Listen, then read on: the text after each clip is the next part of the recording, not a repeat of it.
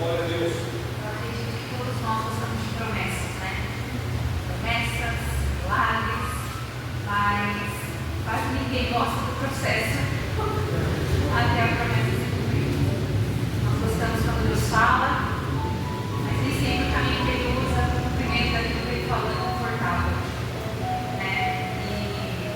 Mas a verdade é que não existe promessa sem processo. E hoje eu quero falar sobre isso, sobre os processos, sobre o propósito deles e principalmente como devemos caminhar com Deus no meio do processo. Amém? Ezequiel 37, do verso 11 ao 14. Ezequiel 37, do 11 ao 14. Deus é lindo, né? As dois horrores, né, do João Paulo e da irmã Paula, foi uma confirmação. Amém? Ezequiel 37, 11 diz assim: então ele me disse, filho do homem, estes ossos são toda a nação de Israel. Eles dizem, nossos ossos se secaram e nossa esperança desvaneceu-se, fomos exterminados. Por isso, profetize e diga-lhes, assim diz o soberano, o Senhor: ó meu povo, vou abrir os seus túmulos e fazê-los sair. Trarei vocês de volta à terra de Israel. E quando eu abrir os seus túmulos e os fizer sair, vocês, meu povo, saberão que eu sou o Senhor. Porém o meu espírito em vocês e vocês viverão. Eu os estabelecerei em sua própria terra. Então vocês saberão que eu, o Senhor, falei e fiz. Palavra do Senhor. Amém? Pai, essa é a tua palavra e eu te digo toda a aceitação. Pai, o Senhor afirma os nossos ouvidos nessa noite para ouvir a tua voz. Pai, não somente aquilo que nós queremos ouvir, aquilo que muitas vezes nós pedimos que o Senhor fale conosco, mas certamente aquilo que nós precisamos, aquilo que nosso espírito precisa ouvir a tua boca, Senhor, porque é aquilo que vai satisfazer a nossa alma, vai satisfazer a fome do nosso ser, é só a tua palavra, é só a tua presença, que o Espírito Santo encontre liberdade nesse lugar, nesse momento, em nome de Jesus. Amém? Glória a Deus. Você pode se assentar. Ezequiel 37. Eu sempre achei esse texto meio texto do Vale dos Ossos Secos um pouco parecido com o filme de terror. E eu não gostei muito dele. Eu acho um testemunho, um milagre muito tremendo, ossos voltarem à vida, mas o contexto dele parece muito tenebroso, né? Parece realmente um filme de terror. E só que nos últimos tempos o Senhor tem me levado muito a esse contexto do exílio do povo babilônico. E como todos nós passamos por um processo parecido com esse exílio. E o Senhor tem me feito amar esse texto e esse contexto, porque é um texto que fala muito conosco. E aqui o profeta Ezequiel está falando sobre esse texto, sobre um povo que estava no exílio babilônico. E estava assim como estava falando, olha, a esperança se foi. Dando um pano de fundo aqui sobre o exílio, né? Quando nós olhamos para a Bíblia, um dos maiores cenários de processo é o exílio babilônico. O Senhor ali envia vários profetas e homens de Deus alertando o povo de Deus ao arrependimento. Mas o povo não dava ouvir os profetas do Senhor, ele dava ouvir os profetas que não eram do Senhor. E então o Senhor permitiu que a grande nação de Babilônia viesse e assolasse o seu povo e levasse cativo, e levasse o melhor da terra de Jerusalém. E em Jeremias 25:11 diz: toda essa terra virá a ser um deserto e um espanto, e essas nações servirão ao rei da Babilônia 70 anos.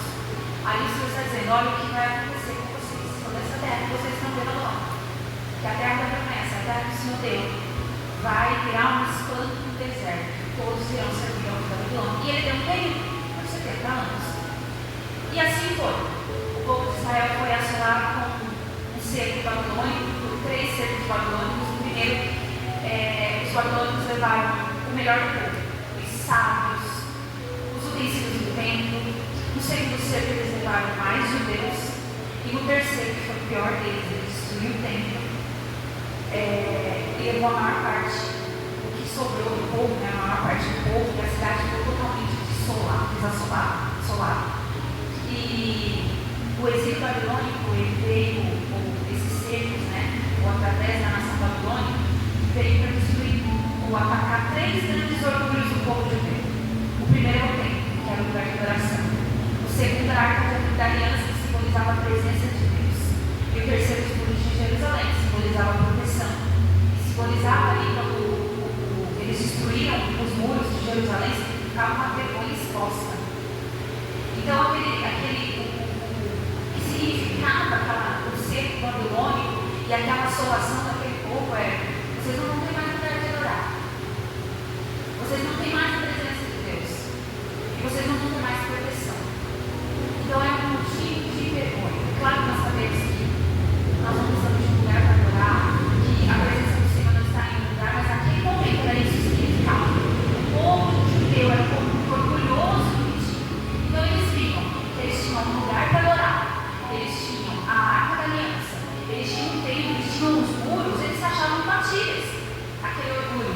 E o Senhor estava nos alertando: olha, vocês estão distantes de mim, se voltem para mim, eu vou permitir que uma grande nação venha sobre vocês. E aquele povo não dava ouvido. Então o Senhor permitiu que os babilônicos viessem. E eles foram arrancados de sua terra, foram arrastados por cerca de 1000 quilômetros até o exílio. Eles estavam em terra estranha, muitos perderam seus filhos, pais, familiares, perderam sua cidade, perderam o templo, perderam o lugar de adoração, perderam seus ritos religiosos, perderam o que simbolizava a presença de Deus.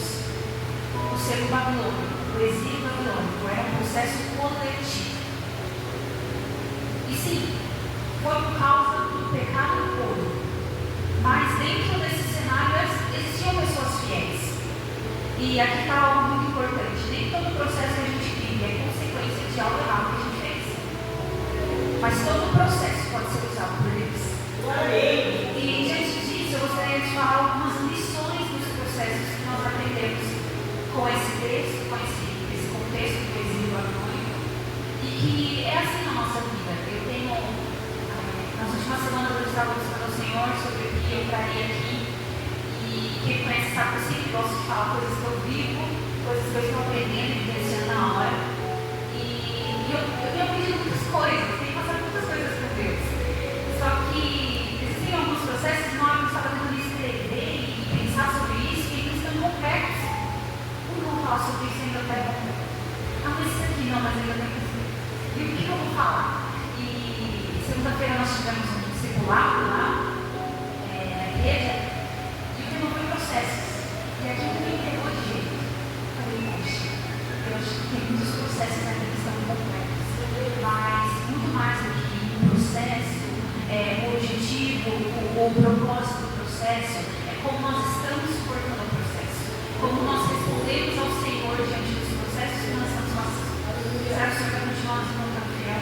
Ou nós paramos no meio do caminho, desistimos e perdemos a promessa? Porque o processo é pesado, né? Então eu falei assim: eu acho que é isso que o Senhor quer falar, porque é algo que o Senhor falou comigo e está falando ainda, né? E a primeira lição que nós aprendemos é que todos nós iremos passar por processos. Todos nós passamos. Se nós vamos fazer um curso de faculdade, né?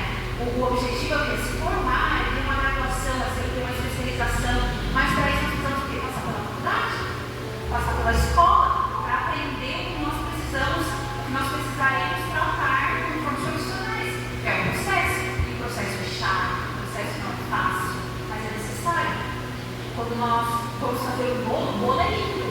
Mas qual é o processo que nós precisamos passar? Os ingredientes, a preparação, não é? O tempo de espera da massa. Quando nós temos uma linda árvore, uma linda flor, né? Que é lindo também, mas qual é o processo? É pegar uma sementinha, jogar na terra e começar a adubar e cuidar. É o processo. Às vezes nós temos que podar até ficar uma árvore bonita, né? São processos. E os processos são inevitáveis. Não é uma questão de se vamos passar por processos, mas quando iremos passar por processos. Daniel não escolheu ir para a Babilônia, assim como Ezequiel também não escolheu passar pela Babilônia, passar pelo exílio, assim como José também do Egito não escolheu estar no Egito. São processos inevitáveis. Até os fiéis passam por processos que não escolheram. Lição 2. Nem todo processo é consequência de erro. A gente acha que só quem passa por um processo é alguém que errou. Ai, tá errado, eu estou passando por um processo porque errou. E não é assim. Às vezes a gente passa, a gente pensa, né? Nossa, o que eu fiz para estar passando por isso? Mas nem todo processo é correção. Alguns são posicionamento. José Bordente conheceu os irmãos. E ele não estava errado. Foi escolher outras pessoas. Que seja Jó, que perdeu tudo. Sem ter feito nada de errado. Não, pelo contrário, a palavra diz que ele sacrificava e oferecia holocausto a Deus pelos seus filhos, sem saber se eles tinham pecado. Então, antes de ele saber que alguma coisa estava sendo assim, oferecer aqui sacrifícios em um dos meus filhos, se acaba desse pecado, o Senhor vai te perdoar. Então, Jó era um homem muito íntegro, se afastava do mal, que era reto, como diz a palavra. Ele passou por um processo, por um deserto. Ou seja, nem tudo que a gente vive é culpa nossa. Nem tudo o processo que a gente passa é culpa nossa. Mas tudo pode ser usado por Deus, porque o Senhor não desperdiça nada. Assim como Jeremias, Ezequiel, Daniel, Ananias, Israel, Azarias estavam no exílio, mas eles estavam ali posicionados naquele lugar, para fazer a diferença no meio daquele povo. Eles eram profetas do Senhor, foram chamados, enfrentaram cova dos leões, fornalha ardente, mas permaneceram fiéis naquele lugar. 3. Há diferentes propósitos nos processos. Deus não desperdiça processos, Ele usa cada um com um propósito específico. Primeiro propósito, que eu poderia citar aqui, correção. E Hebreus 12:6 diz, porque o Senhor corrige aqui. E sim, muito daquele povo que foi levado cativo do exílio babilônico, estava passando por uma correção. Poxa, o Senhor já tinha dito a eles, olha, eu sou o Deus de vocês, eu tirei vocês do Egito, eu tenho que chamar vocês, colocaram na terra todas as promessas que o Senhor fez para aquele povo e cumprir. Ele deu uma terra, que era a terra que manda leite e mel. Ele deu a eles um povo, deu a eles identidade, eles já não eram mais escravos do Egito. E os escravos saíram de eles eram o povo de Deus. O Senhor cumpriu todas as promessas, mas parece que eles foram se acostumando, se afiliando àqueles povos de outras nações, e aí começaram a tomar deuses para si, que não era o Senhor. Começaram a sacrificar a deuses que não eram o Senhor. E o Senhor falando, olha, se voltem para mim, se arrependam. Eles fazem outro absurdo, como se não tivesse ouvido. O Senhor falou, olha, eu vou trazer uma legislação para corrigir vocês, porque vocês são o meu povo, e eles não ouviram. Então, o exílio babilônico também veio para corrigir aquelas pessoas. Então, existem processos que nós passamos que sim, são motivos de nossas consequências, de nossas escolhas. Então, o Senhor permite para nos corrigir. E graças a Deus, porque a palavra diz em Hebreus 16 que o Senhor corrige aquele que ama. Então, se o Senhor está nos corrigindo, nós somos amados. A pior coisa seria o Senhor nos entregar as nossas próprias paixões. Sabe quando aquela pessoa que está fazendo tudo errado, parece que nada acontece? E parece um perigo que fala assim, ei, acorda, você está no caminho errado. O Senhor já tornou nossas próprias paixões. E aí a pessoa já está distante do Senhor. Talvez já não tenha mais o Espírito Santo para alertar. Isso é triste. Enquanto o Senhor está nos alertando, nos corrigindo, é sinal do amor dele. Amém? Segundo, alinhamento. O Senhor vem para nos alinhar. E Deuteronômio 8:2 diz, eu te coloquei no deserto para saber o que alinha em teu coração. Muitas vezes o Senhor vai nos levar para o deserto para nos alinhar. Olha, eu vou te levar para esse processo aqui, porque eu preciso alinhar o teu coração. Às vezes a gente está muito dentro da casa do Senhor, nós não é questão de pecado, não é questão de erro, não são questões de falhas, mas o Senhor quer apenas nos alinhar o nosso caminho, alinhar o nosso passo, alinhar o nosso coração. Amadurecimento. Em Romanos 5:3-4 diz, a tribulação produz perseverança, e a perseverança é experiência, e a experiência esperança. Um dos motivos, os propósitos do processo é o amadurecimento. O Senhor deseja que nós sejamos filhos maduros. A palavra do Senhor diz que toda a criação anseia pela manifestação dos filhos de Deus. E essa palavra no grego hebraico para filhos, agora eu esqueci, é ruios, que são filhos maduros. Então o Senhor não quer somente a manifestação de filhos, no grego. O Senhor não quer somente que os filhos se manifestem, não. Ele precisa de filhos maduros. E É isso que vai fazer a diferença na nossa nação. É isso que vai fazer a diferença no mundo. Nós, filhos maduros, manifestando um Deus que cura, um Deus que salva. Hoje nós temos pessoas que estão feridas por uma igreja, feridas por pessoas, filhos imaturos, né? E filhos imaturos geram pessoas feridas. Então não tem uma habilidade ainda de resplandecer ou de manifestar o amor de Deus no mundo. Então por isso que nós precisamos ser maduros, para que nós possamos ser uma igreja curada, para curar pessoas, alcançar pessoas. Glória a Deus. E por fim, posicionamento, propósito do processo, posicionamento. Ezequiel 1 diz assim: no 30º ano, 5º dia, 4º mês, estando eu entre os exilados, junto ao rio Quebar, abriram-se os céus e eu tive visões de Deus. Ezequiel estava ali, junto com aqueles que foram exilados. Eles passaram pelo rio Quebar e ali, no meio do rio, teve visões de Deus. E é muito interessante porque o Salmo 137 diz que alguns homens também estavam no rio, também estavam indo os exilados, mas eles não tiveram visão de Deus. O que eles fizeram? Eles olharam o cenário, olharam diante daquele rio, olharam que estavam diante do povo babilônico. Os soldados, alguns soldados que estavam levando eles falaram assim: olha, cantem para nós a canção de Sião, cantem para nós uma canção de festa que vocês cantavam. O que aqueles homens fizeram? Eles pegaram as harpas e eles falaram assim, colocaram no salgueiro. O salgueiro eram árvores que tinham na beira do rio. Eles penduraram as harpas e eles disseram: olha, como que eu posso cantar lá da Israel? Como que eu posso cantar longe da minha Jerusalém? Como que eu posso cantar uma canção de festa? Se não é isso que o meu coração está dizendo. Nesse mesmo cenário, a palavra diz que Ezequiel está ali e ele tem olhos abertos, tem visões de Deus. Visões para anunciar e para direcionar o povo do Senhor. Sabe, às vezes o Senhor quer nos posicionar diante dos processos que nós estamos. E nós temos duas alternativas: ou fazer igual o salmista no Salmo 137, penduramos as nossas armas e não, acho que vou pendurar meu chamado, vou pendurar meus dons, não dá para mim. Eu não tenho motivos para adorar, eu não estou numa condição apropriada, então eu vou pendurar aqui no Senhor. Eu vou pendurar meus dons, eu vou pendurar a chuteira, né? Vou pendurar e eu não quero saber de nada. Ou a gente pode se posicionar em visões de Deus e ser resposta no meio do processo para outras vidas também, que estão passando por processos também, né? Glória a Deus. Aleluia. Daniel não estava sendo corrigido, ele estava sendo posicionado. Quando ele foi levado para o cativeiro babilônico, ele estava sendo posicionado ali como uma oferta do Senhor. Daniel 1:8 diz: Daniel resolveu não se contaminar. Então, às vezes, o Senhor está nos posicionando no meio do processo para nós fazermos a diferença. Deus coloca pessoas fiéis em ambientes difíceis, porque Ele quer se revelar naquele lugar.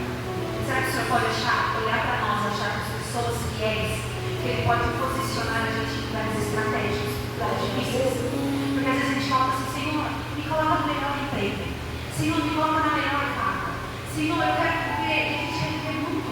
E às vezes o Senhor nos coloca em ambientes difíceis, desafiadores. O Senhor fala assim: eu te coloco nesse lugar como um fiel, para ser a minha luz no meio das trevas. E que a gente faz o chamado. Porque para todo mundo ninguém é crente. Então não vou ser crente. Todo mundo fala a palavra, eu vou falar. Mas todo mundo, não sei o que eu vou falar também. Aquela rodinha lá, cantando conversa torta, lá a gente participa também. Quem olha de fora não percebe que a gente é crente. Será que o Senhor nos posiciona em lugares estratégicos e difíceis, justamente para nós sermos luz nesse lugar? E nós possamos estar posicionados. Nem todo processo é sobre nós. Alguns são sobre o que Deus pode fazer através de nós. Quarto, o que define o resultado do processo é a nossa postura. Vamos observar. Era a mesma Babilônia. A mesma Babilônia que levou o cativo, que levou o povo judeu, que arrasou Jerusalém. Era a mesma Babilônia que estava com Ezequiel, com Daniel, com Sadraque, Abednego, Azarias, Misael. Uns se contaminaram e outros permaneceram fiéis. E Daniel 3, 17 e 18 diz: se o nosso Deus quer nos livrar, Ele nos livrará. E se não, não serviremos aos seus deuses. Aqueles 3 jovens decidiram: nós não vamos nos contaminar. Nós não vamos nos dobrar à estátua de Nabucodonosor. Nós não nos contaminaremos. E Daniel também: nós não nos contaminaremos. Eu não vou participar do banquete que o rei está servindo. Muitos outros, numa situação dessa, falei: eu não estou longe de casa, estou longe do meu lugar de adoração, estou longe dos meus ritos, né, de adoração e de consagração. Eu vou viver com uma Babilônia aqui, já que Deus me permite estar. Então eu vou viver como eles vivem. E eles não decidiram não se contaminar. Que nós possamos ser posicionados, posicionamento de não nos contaminarmos com os banquetes do rei. O ambiente não pode nos definir. A nossa decisão é esse. Amém? A nossa decisão define quem nós somos nos processos da vida. E há um contraste aí. Tem gente que começa bem, mas não se sustenta no processo. Um exemplo é Saul. E em 1 Samuel 15, 23, 22, 23 diz: obedecer é melhor que sacrificar. Saul estava passando por um processo também. Não era fácil para ele servir. Ele era alguém seguro, ele era o primeiro rei de Israel, então ele não teve referência de rei. E ele precisava muito depender do Senhor. Mas ele olhou mais para a opinião dos outros.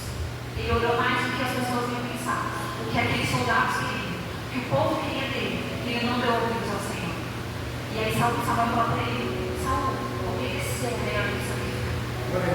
Ele passou na frente de Samuel ali, sacrificou por não era para sacrificar. Ali o reino dele foi tirado, que era para ser estabelecido para sempre, o reinado na família dele. E ali o reino dele foi tirado da mão dele.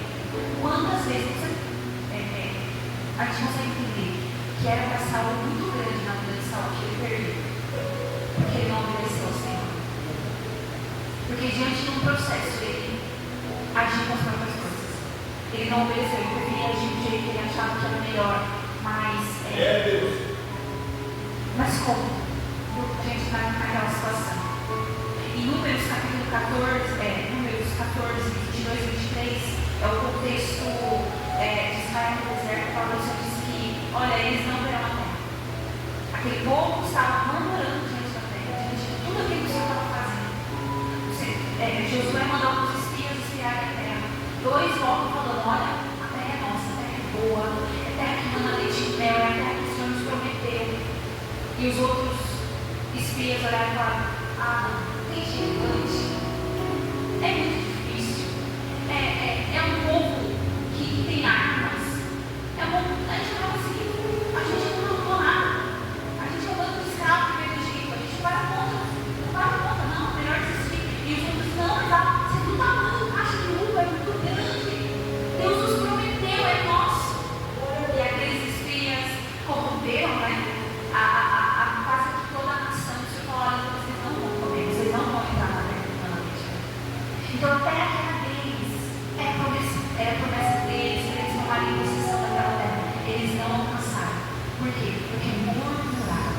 Quantas vezes a gente passa pelo processo do Senhor e a gente começa a murmurar? O Senhor tem uma promessa, a gente está passando por um processo, mas em vez de a gente olhar a promessa que o Senhor tem, a gente olha e murmura. Murmura no passado, murmura por que não deu certo, murmura por um monte de coisas que achava que era para ser. A gente entra em comparação, porque a outra pessoa é mais fácil, porque para o fulano é mais fácil, porque para mim é muito difícil, porque eu venho na igreja e nada acontece, porque não vale a pena ser fiel, não vale a pena servir ao Senhor, e a gente perde aquilo que somos outros. Alguns chegam na promessa, outros param no processo. O processo é passagem, o deserto é passagem, o nosso destino é Canaã, o nosso destino é a Jerusalém celestial, o nosso destino é o céu. Nós não paremos, não desistamos, não percamos a promessa nesse processo, mas que nós possamos olhar para Jesus e continuar firmes, amém? Quinto, o que nos ajuda a passar pelos processos ou nos impede de alcançar a promessa? O que nos ajuda a intimidade com Deus? Salmo 119, 105 diz que lâmpada para os meus pés é a tua palavra, e luz para os meus caminhos. Quando eu não sei o que fazer, quando eu não sei que caminho seguir, no meio do processo, a palavra do Senhor diz que ela é lâmpada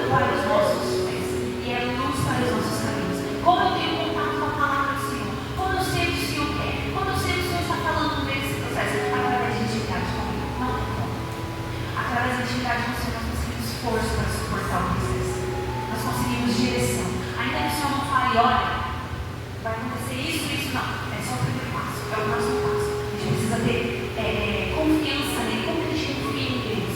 Quando a gente conhece ele. A gente não tem como a gente conhecer Deus. Confiar no Deus que a gente não conhece. É necessário um relacionamento com Deus para a gente confiar nele. E depois descansar. Em segundo, obediência para alcançar a promessa. 1 Samuel 15, 22. Samuel, pois, respondeu: acaso tem o Senhor não trazendo holocaustos e sacrifícios?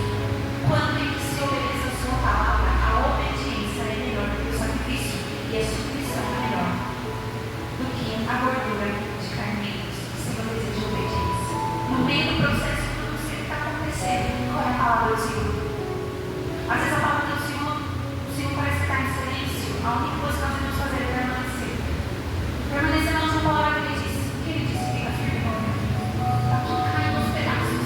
Não é hora de tomar decisões. Quando está tudo caótico, no meio do processo, quando você não tem o que fazer, talvez não é hora de tomar decisões, é hora de permanecer. Permanecer onde? Permanecer firme naquilo que te prometeu. Aleluia. Firme na palavra que o Senhor te deu na última sessão. O Senhor disse: olha, você vai para aqui, porque você vai alcançar a promessa. Continua firme. Ah, mas tem tempestade no caminho, tem vendaval, tem levante, tem gigante.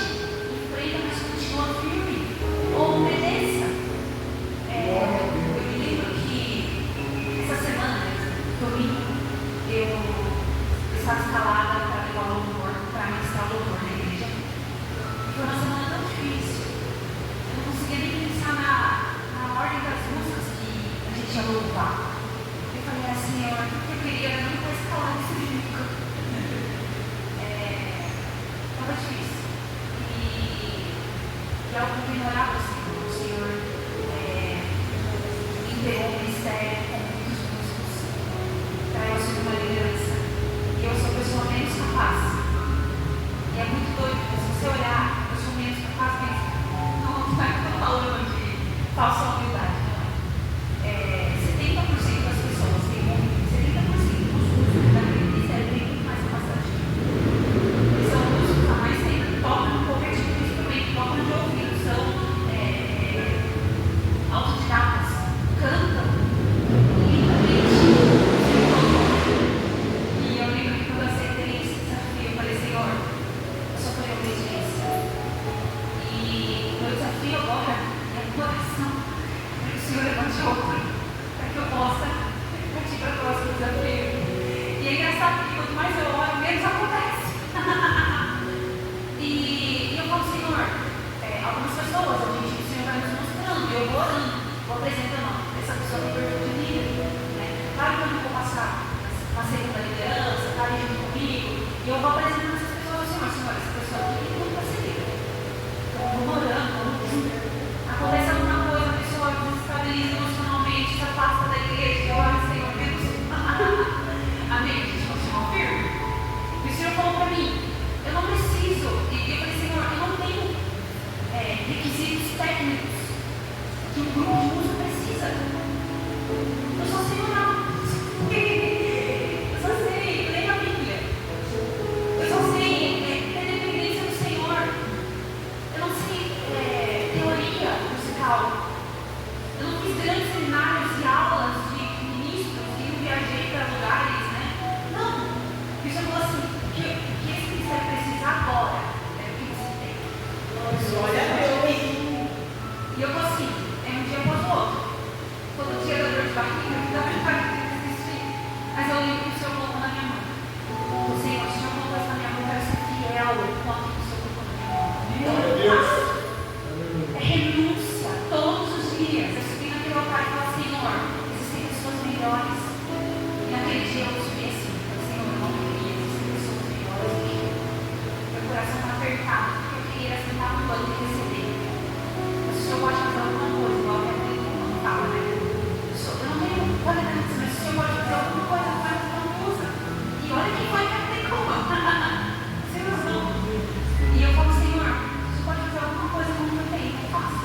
E foi engraçado, porque depois do culto, algumas pessoas chegaram aqui e falaram assim: nossa, não vai chamar primeiro. E a gente só cantou um lugarzinho batido, assim. Aqueles que teve o Thiago João sempre dá certo. Ninguém aguenta mais. Então, aquele santa sempre.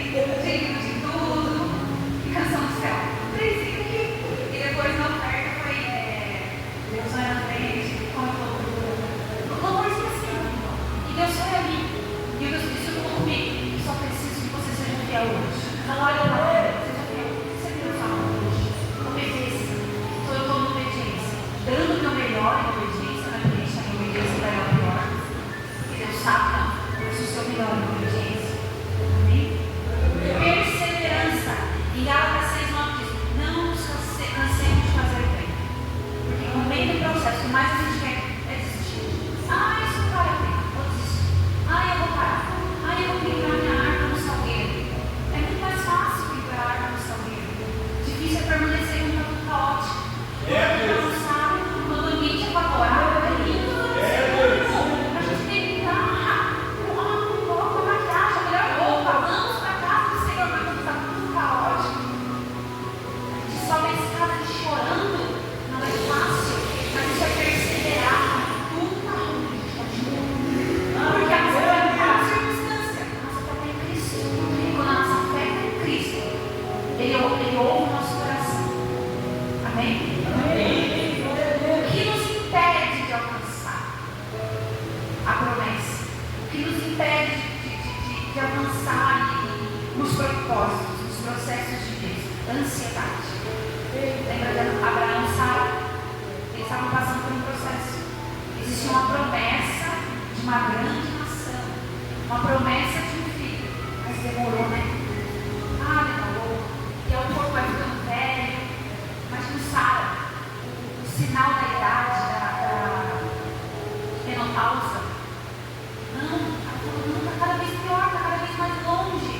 Eu achei que Deus uma ajuda minha. Irmão, Deus não precisa da nossa ajuda. Aí o homem foi querer dar um jeitinho nele, na ansiedade. Não, porque Deus falou que você vai ser Abraão. Então eu vou dar um jeito aqui. Toma aqui lugar. É certo, está em casa, vai ser mais fácil. E aí hoje a gente vê consequências dessa escolha de Ismael. Ismael é fruto da ansiedade do braço. Isaac é fruto da promessa do Senhor. Vale a pena esperar por Isaac. No meio dos desafios do processo, não deixe que a ansiedade te impeça de alcançar a promessa. Murmuração, aquele povo no deserto, não alcançou a promessa porque eles não. Comparação. Esse é muito interessante. Pedro, o Senhor está falando para ele, olha Pedro, tem uma pergunta, o Senhor acabou de restaurar Pedro. E o Senhor começa a falar tudo que ele tem para vida de Pedro. Olha, tem uma igreja aí e tal, e Pedro fica indignado. E aí Pedro olha para João e fala assim, mestre, o que vai ser daquele livro? Aí o Senhor fala para ele assim, o que te importa? Segue-me tu. Assim, não é a sua conta, vai você, eu estou chamando você. E o Senhor é muito interessante, porque isso mostra que o Senhor não gosta de comparação. Ele está dizendo, eu estou dizendo para você, o quanto tem para você, para a sua vida, para o seu ministério. Não fique se preocupando com o outro, com o Marco bem. João é uma bênção, Pedro é uma bênção. Mas às vezes a gente sempre uma bênção, a gente quer olhar para a vida do irmão, para a trajetória do irmão e comparação. No último, apego ao passado. O apego ao passado nos impede de alcançar a promessa do Senhor. Nós ficamos apegados ao que passou, ao que ficou. Assim como a mulher de Ló. A mulher de Ló olhou para trás. Em Gênesis 19:26. A mulher de Ló, porém, olhou para trás e se transformou em uma coluna de sal. Gênesis 19:26. A mulher de Ló não aguentou a pressão. Eu tinha minha casa, minhas coisinhas. Agora a cidade inteira foi arrasada e eu vou para o deserto. Não sei nem como eu vou comer. Meus pratos, minha mesa. Será que vai ter cama para dormir no deserto? E o Senhor estava tirando eles com conforto de Sodoma e Gomorra para salvar a família deles. E eu claramente o Senhor ia mostrar um lugar para eles estarem. Aquilo é um livramento, ela não conseguiu um livramento, ela foi apegada no passado. Não quero passar. Ai, porque minha cabeleireira estava aqui, será que no deserto vai ter um tempo da porque tinha uma vizinha minha que era tão boa. Ela sempre tinha um bolinho da tarde para falar. Minha companhia que você no deserto, como eu vou me virar no deserto? Se no deserto do supermercado, não tem. Que vai comer, tem shopping, não tem. Deixa eu pegar no passado. O processo vai te levar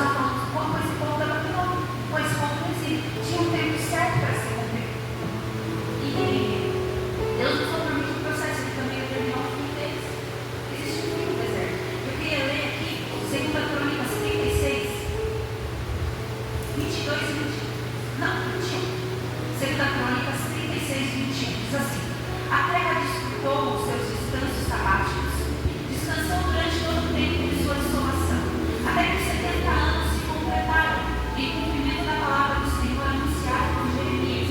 22. No primeiro ano do reinado de Círio, rei da Pérsia, para que se cumprisse a palavra do Senhor anunciada por Jeremias, o Senhor tocou no coração de Círio, rei da Pérsia, para que fizesse uma proclamação em todo o território de seu domínio e a pusesse por escrito nesses termos. 23. Assim declarou eu, Círio, rei da Pérsia: o Senhor, o Deus dos céus, deu-me todos os reinos da terra e designou-me para construir um templo para ele em Jerusalém, na terra de Judá. Quem dentre vocês tem que pertencer ao seu povo, vá para Jerusalém, e que o Senhor, o seu Deus, esteja com ele. Círio, para falar assim, tem Deus. volte, saia do exílio e volte para a terra. E eu leio a vocês. Sabe, Deus move até reis para cumprir. Às vezes pode parecer que demora, mas nós estamos amadurecendo, nós estamos sendo fortalecidos. O Senhor está tirando algumas arestas, alguns carrapichos nossos para estarmos prontos para aquilo que Ele tem. Sabe, o nosso maior exemplo de processo é Jesus. Nós precisamos olhar para Jesus. Filipenses 2:8 diz que Ele humilhou a si mesmo e foi obediente até a morte e a morte de cruz. Lucas 22:42 diz: não seja feita a minha vontade, mas a tua. Jesus sabia o que ele iria enfrentar. Ele, como Deus, ele sabia totalmente tudo o que ia passar. Mas como homem, ele precisou passar cada coisa, cada dor, cada traição, cada afronta. Suportou as batatas, suportou acusações falsas, suportou a traição de amigos, suportou aquela multidão toda que ele curou de enfermos, olhando para ele, preferindo dar uma paz. Aquela multidão toda que antes gritava: agora gritava: crucifica. Ele suportou tudo isso, mas ele foi obediente até o fim. Glória a Deus. Ele suportou a cruz, ele foi submisso, porque ele tinha uma promessa para as nossas vidas. E nós fizemos maior sempre seja de Jesus. Mesmo em meio às dificuldades, mesmo em meio às adversidades, que nós possamos ser submissos àquilo que o Senhor colocou para nós. Eu queria te convidar a ficar de pé. Eu queria fazer uma oração para você. Talvez você esteja vivendo processos que você não escolheu. Talvez você esteja numa Babilônia que você não entende. Mas sabe, isso não significa que o Senhor não está conosco. Isso não significa que o Senhor não está nessa Babilônia com você. Que o Senhor não está nesse processo com você. Porque mesmo no exílio o Senhor fala. Lá no Egito o Senhor falava, o Senhor estava falando como José. Independente do ambiente que nós estamos, o Senhor está conosco. E essa é a garantia que nós temos de que tudo vai dar certo. É a presença do Senhor. Nós devemos zelar pela presença do Senhor, porque ela nos fortalece. Quando nós não entendemos o que está acontecendo, quando nós achamos que nada vai dar certo, quando nós achamos que a promessa falhou, a promessa morreu, a presença do Senhor no meio do processo nos faz ter certeza de que tudo aquilo que Ele prometeu, Ele é fiel para cumprir. Sabia que vai definir o nosso futuro não é o processo que nós estamos vivendo, mas como nós vivemos dentro do processo. Que nós possamos ser fiéis e obedientes e confiantes. Hebreus 10:36 diz: tendes necessidade de perseverança para que alcanceis a promessa. Porque o mesmo Deus que sustenta no processo já determinou nele, amém? Quero declarar sobre a tua vida força do Senhor, fortaleza do Senhor no meio desse deserto, no meio da calamidade, no meio do caos, no meio do ambiente totalmente caótico, contrário. O Senhor está conosco. O Senhor está conosco com a tua presença, nos fortalecendo, enchendo o nosso coração de paz. A paz é a promessa do Senhor para nós.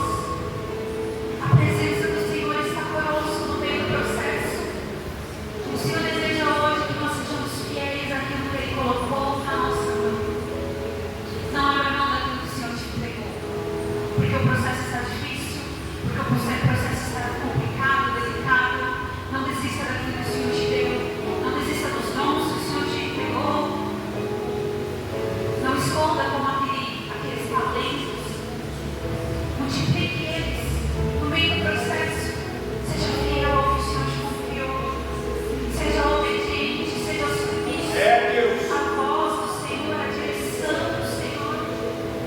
Pai, nós amamos a tua presença.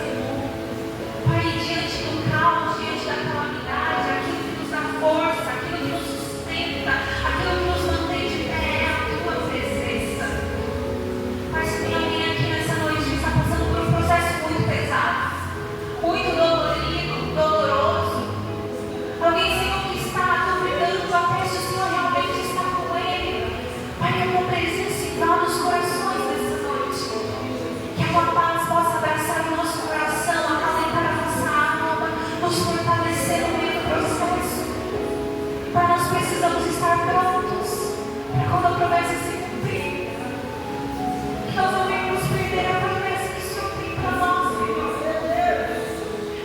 Fiel é aquele que prometeu, que nós possamos ser fiéis, Senhor, mesmo no desconforto, mesmo na calamidade, mesmo quando não entendemos o que está acontecendo, que os nossos olhos continuem olhando para Ti, que o Senhor olhe para nós, que nos ache fiéis, Senhor, aquilo que o Senhor nos deu, que nós possamos dizer no fim como Paulo: eu completei a carreira, guardei a fé, e a coroa da justiça me está garantida. Ah, Senhor, guarda nosso coração, guarda nossa alma. Pai, eu peço por força sobrenatural nessa noite, para cada filho teu que está aqui nessa noite, Senhor, fortaleça-nos, nos enche de coragem e de ousadia para seguir em fé, com os nossos olhos em Ti, Senhor, com coragem, com confiança, com fidelidade, Senhor, aquilo que o Senhor nos entregou. Essa é a nossa oração, Senhor. A tua presença vem fortalecer o nosso coração, fortalecer o nosso espírito, moldando os nossos caráteres, o nosso caráter na tua presença, Senhor. Esse é o nosso pedido, essa é a nossa oração. Conosco nessa noite, Senhor, até o fim de cada processo, até o dia que nós contaremos o testemunho do Senhor e onde nós chegamos, para a glória do teu nome, Senhor.